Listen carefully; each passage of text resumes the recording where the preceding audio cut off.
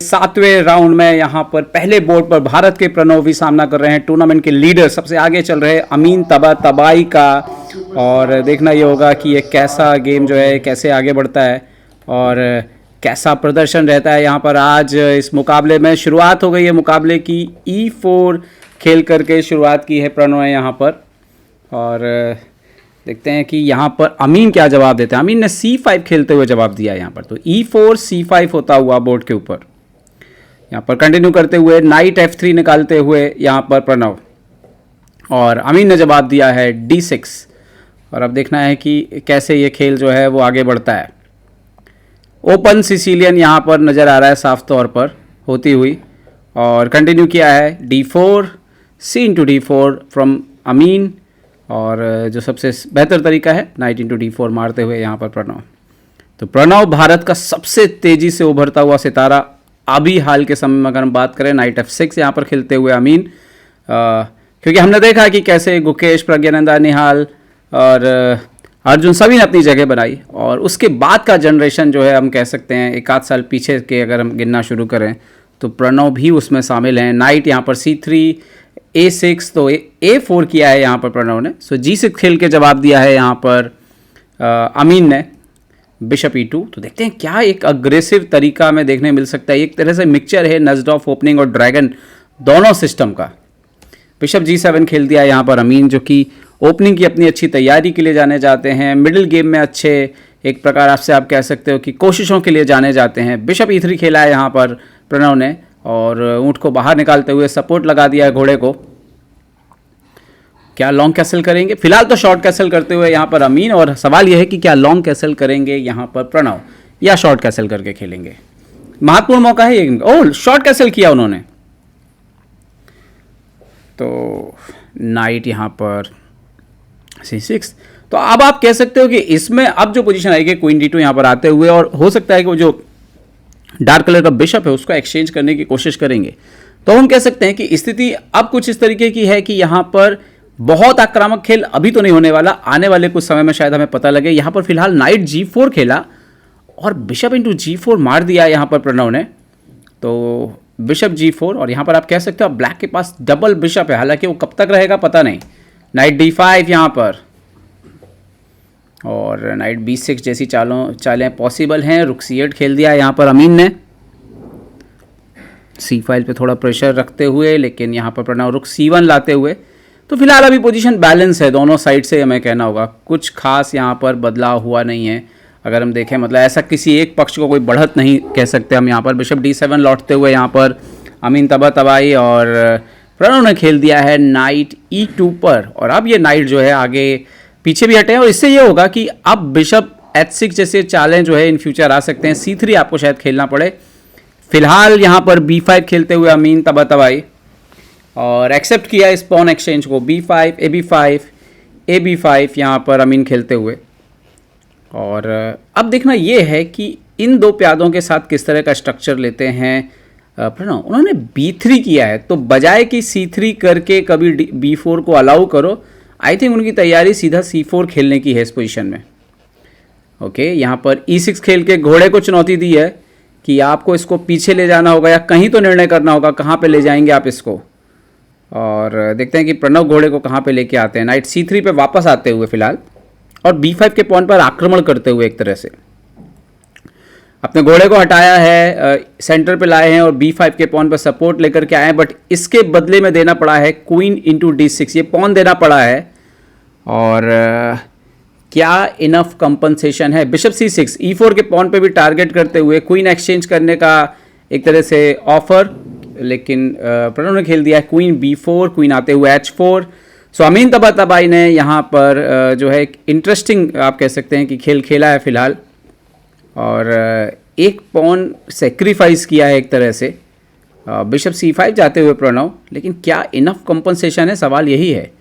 रुक E8, जब आप कोई पॉन सेक्रीफाइस करते हैं पर्पज़ ये होता है कि आपको कुछ फ़ायदा मिले खासतौर की स्थितियों में, लेकिन यहाँ फिलहाल जरूर डबल बिशप है उनके पास। F3 खेला है यहाँ पे प्रणव ने, लेकिन बहुत खास ऐसा कुछ नज़र नहीं आ रहा है। और शायद इसी को हासिल करने के लिए यहाँ पर F5 खेलते हुए इंटरेस्टिंग। देखिए पोजीशन अगर खुलेगी तो निश्चित तौर पर अगर ओपन होती है और तो जिसके पास भी 2 बिशप हैं वो अमीन है तो उनको उसका फायदा तो मिलेगा। खैर ओपन फाइल पर रुक को लाते हुए, क्योंकि सी फाइल पे कुछ नहीं कर रहा था यहाँ पर रुक, और यहाँ पर पॉन इंटू E4,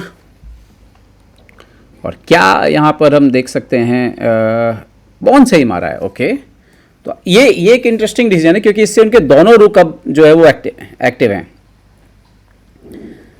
तो अब देखिए सवाल ऐसा है कि अगर जब आप एक पॉन डाउन हो तो आपको आक्रमण करना होगा, और अगर आप आक्रमण नहीं कर पाते हैं और अपोनेंट आसानी से एक्सचेंज करते करते हुए धीरे धीरे आगे बढ़ता है, नाइट D7 बिशप पर अटैक, तो फिर बिशप यहाँ पर D6 बढ़िया चाल है क्योंकि ये बिशप अब यहाँ लौट करके डिफेंस में बढ़िया रोल जो है वो प्ले कर सकता है।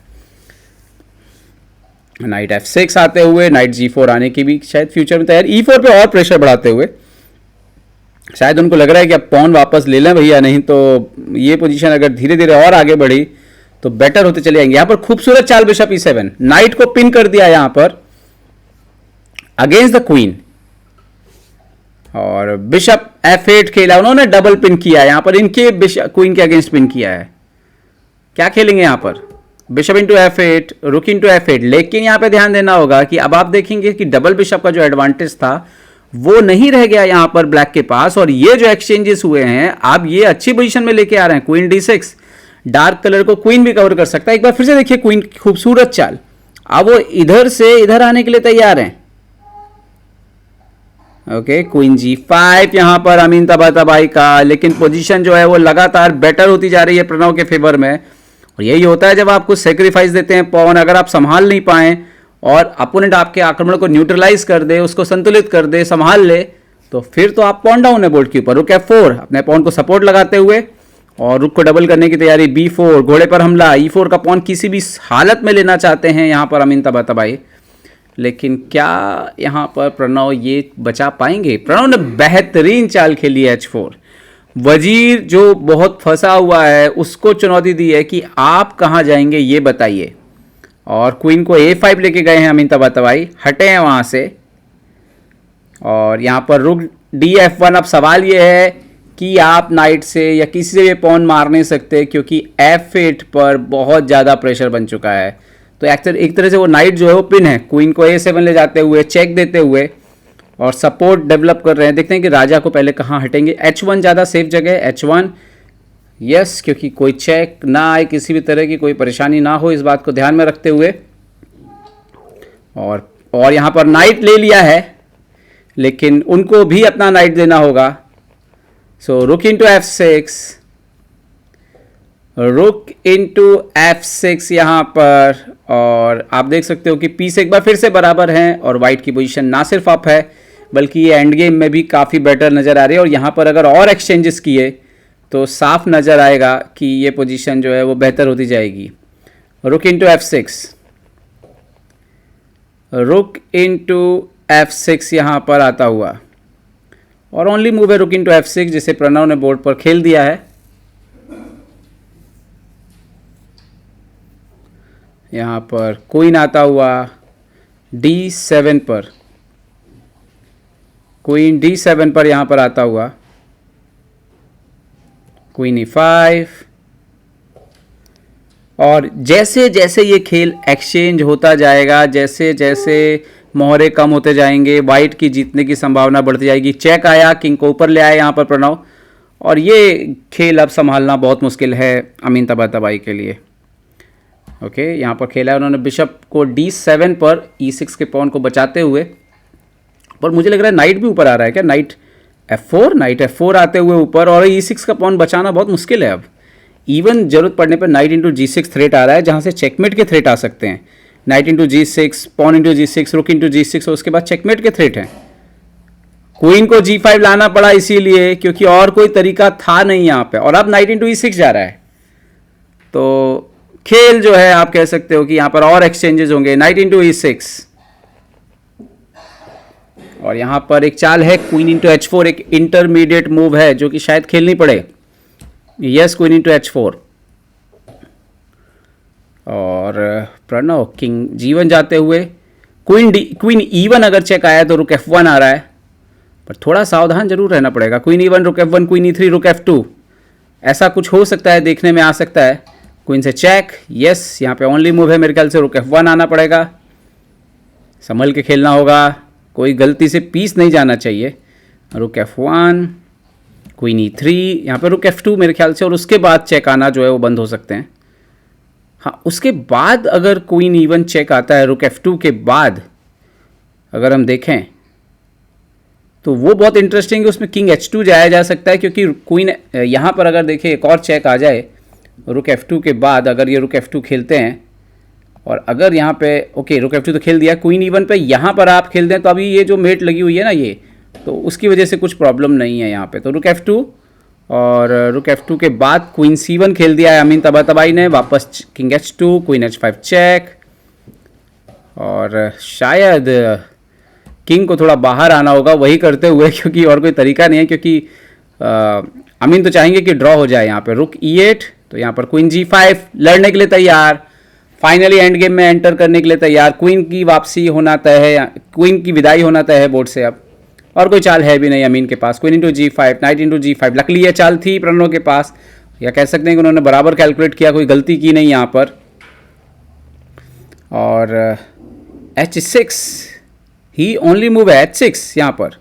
इंटरेस्टिंग है यहाँ पर, नाइट को अगर आप सीधे सीधे हट गए तो प्रॉब्लम ही है, E4 मर सकता है, गेम ड्रॉ हो सकता है। तो यहाँ पर बेस्ट मूव ढूंढना बहुत जरूरी है, और प्रणव ने वो शानदार चाल ढूंढ निकाली नाइट H7, क्योंकि किंग से आप मारेंगे तो यहाँ पर रुक की एंट्री हो रही है, और प्रॉब्लम है, पीस जाएगा ही जाएगा, और रुक एंड गेम तो विनिंग है उनके लिए। और अगर आप नहीं मारेंगे तो नाइट F6 आ रहा है, तो बहुत डेंजरस सिचुएशन है ये। मारें ना मारें, क्या करें, मार दिया, रुक इंटू किंग इंटू H7, रुक F7 चेक, किंग जाएगा मोस्टली G8, किंग G8, और यहाँ पर रुक इंटू D7 मार दिया है। नाउ रुक इंटू E4 होता हुआ बोर्ड के ऊपर। देखना यह है कि कैसे ये पोजीशन कंटिन्यू होगी। रुक C7, रुक C7, and how to continue from here. बहुत ही ये एक इंटरेस्टिंग पोजीशन है। G5 खेल दिया है वाइट ने, ब्लैक ने, लेकिन वाइट यहाँ पर क्वीन साइड पे 2 पॉन अप हो जाएंगे, रुक इंटू C3, और अब ये मैटर ऑफ टेक्निक है कि कैसे इसको कन्वर्ट करते हैं इस पोजीशन को। किंग F7 बहुत इंपॉर्टेंट है, इसको कन्वर्ट कैसे किया जाए। तो बहुत इंपॉर्टेंट मूव रुक F3 चेक, और दरअसल वो बोल रहे हैं कि क्या आप अपने राजा को उस तरफ ले जाएंगे या इस तरफ ले जाएंगे, और अब C4 की तैयारी है। किंग E6, क्या यहाँ पे राजा को लाएंगे या यहाँ पे C4 खेलेंगे, क्या करेंगे यहाँ पर। किंग F2 लाते हुए, ताकि ये 2 इंपॉर्टेंट स्क्वायर को कंट्रोल कर सकें, और राजा अगर ज़्यादा इस तरफ आएगा तब फिर ऐसी स्थिति में इवन देखा जा सकता है कि क्या किया जा सकता है इन प्यादों के साथ भी। और रुक यहाँ पर आते हुए D4, ये सिर्फ एक किस तरह से फिनिश किया जाए इसी बात की यहाँ पर सिर्फ एक गुंजाइश है। रुक से चेक, और रुक को लेके किंग को लेके आए हैं F5 के स्क्वायर पर अमीन। अगर यहाँ पे आप उस तरफ भी जाते तो भी लूजिंग ही है। इवन C4 भी आ रहा है विद द चेक। सो यहाँ पर रुक को रखा है सामने एक्सचेंज करने के लिए, वो तो आप कर नहीं सकते, तो रुक B4 खेल दिया अमीन ने यहाँ पर, और अब शायद टाइम आ गया, जल्दी C4 आएगा बोर्ड पर। किंग तो ऑलरेडी कट ऑफ है इस तरफ से। C4, yes. अमीन के पास सिर्फ एक ही तरीका है इन प्यादों को किस तरह बढ़ा जाए, बट जब तक ये राजा और एक पॉन यहाँ पे है तो ज़्यादा कुछ होने नहीं वाला। यहाँ पर किंग को ऊपर लेके आए हैं रुक पर अटैक करते हुए, और थोड़ा सावधान रहना है जब तक कि वो B3 थोड़ा सा C4 आगे नहीं पुश हुआ है। किंग से खेल करके ना सिर्फ अपोजिशन कंट्रोल की बल्कि रुक को भी सपोर्ट लगाया। H5 खेल दिया अमीन ने यहाँ पर, यही एक तरीका है इनके पास। लेकिन एक बार अगर ये हाथी फ्री हो गया और ये पॉन बढ़ने लग गए तो बहुत मुश्किल हो जाएगा। C4 पॉन आगे बढ़ते हुए, और अब जरूरत पड़ने पर आप देखोगे रुक C3 भी आएगा, और फिर ये पॉन को रोकना बहुत मुश्किल है। ओह रुक पीछे चले गए हैं। ओके, रुक B8, C6, यहाँ पर C6 भी बढ़ सकते हैं। यस, C6 बढ़ देंगे क्योंकि किंग कट ऑफ है, और उस पॉन को रोकने के लिए जैसे ही आप रुक को स्विच करोगे, यहाँ पर उन्होंने खेला H4, मेरे ख्याल से इवन C7 भी आ जाएगा यहाँ पर, पॉसिबल है, क्योंकि वाइट तो नहीं छेड़ेगा कुछ भी ब्लैक का किंग साइड, जब भी वो पॉन लड़ेंगे तब लास्ट में देखा जाएगा। C7, पहले तो आप अपने हाथी को बचाइए, और यहाँ पर खेल अब पूरी तरीके से समाप्त होने की तरफ बढ़ रहा है। ओके, यहाँ पर रुक C8, नाव क्या किया जाए, यहाँ पर रुक C3, नाव आ रहा है B4, B5, B6, B4, ओ इन्होंने किया G4, तो B4, बहुत मुश्किल है इस खेल को अब संभाल पाना अमीन के लिए, क्योंकि ये जो पॉन निकलेगा अभी लड़के, और उन्होंने लड़ भी लिया, ये राजा पकड़ लेगा उस पॉन को। सो H3, पॉन इंटू H3, यहाँ पर एक स्कोर शीट बढ़ती हुई दोनों खिलाड़ियों की, क्योंकि 60 चालें हो चुकी हैं, 60 चालों तक जगह होती है स्कोर शीट में। सो GH3 यहाँ पर किंग F2, और वो राजा जो है, आपको पता है कि जो स्क्वायर का रूल होता है उसके अंदर ही है ये राजा, तो सवाल ही नहीं उठता, ये पॉन तो पकड़ लिया जाएगा। किंग D5, बट अब यहाँ पे B5 पॉन आगे बढ़ रहा है, B5 और B6 आ रहा है, टाइम से आ रहा है, एकदम टाइम पे आ रहा है। यस, B5, किंग यहाँ पर D6, बट एकदम टाइम से B6 भी आ जाएगा और सपोर्ट आ जाएगा पॉन पे। यस, B6, अब ज़्यादा कुछ रह नहीं गया। H2 आप खेलोगे, किंग G2 आ जाएगा यहाँ पर। यस, H2, और अब आ चुका है किंग यहाँ पे G2 आने के लिए तैयार है, और यस, और पॉन को किंग रोक लेगा, और आपके पॉन जल्दी नेक्स्ट मूव में B7 आने वाला है यहाँ पे। तो क्या करेंगे यहाँ पर अमीन? मेरे ख्याल से तो हार स्वीकार करना पड़ेगी, इसके अलावा कोई ऑप्शन है नहीं इस पोजीशन में कंटिन्यू करने का, और प्रणव के लिए बेहतरीन जीत होगी, लीड पे आ जाएंगे इस टूर्नामेंट के महत्व, और यहाँ पर हार स्वीकार कर ली है अमीन ने, और ये महत्वपूर्ण जीत यहाँ पर वी प्रणव के लिए, और एक करारी हार अमीन के लिए नजर आ रहा है साफ तौर पे, क्योंकि लीड बना ली थी पिछले राउंड में, सनन को हराया था एक बेहतरीन गेम में, और जब आप लीड बना लें इतने बड़े टूर्नामेंट में और फिर वो लीड खो दें, तो ये दुख तो आपको हमेशा रहता ही है। तो प्रणव के लिए बाहर जोरदार बधाई, और आप कह सकते हैं कि एक और सितारा उभरता हुआ विश्व शतरंज में भारत की तरफ से प्रणव वी।